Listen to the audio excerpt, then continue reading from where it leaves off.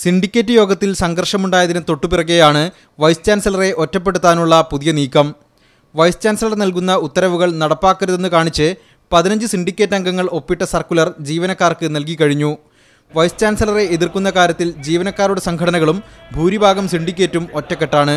അതുകൊണ്ടുതന്നെ സിൻഡിക്കേറ്റ് അംഗങ്ങളുടെ നിർദ്ദേശം സർവകലാശാലയുടെ പ്രവർത്തനങ്ങളെ ബാധിക്കുമെന്ന് ഉറപ്പായി. സിൻഡിക്കേറ്റ് യോഗത്തിൽ തീരുമാനമെടുക്കാത്ത കാര്യങ്ങൾ തീരുമാനിച്ചതായി അദ്ദേഹം താഴെ ഉദ്യോഗസ്ഥന്മാരെ അറിയിക്കുന്നു.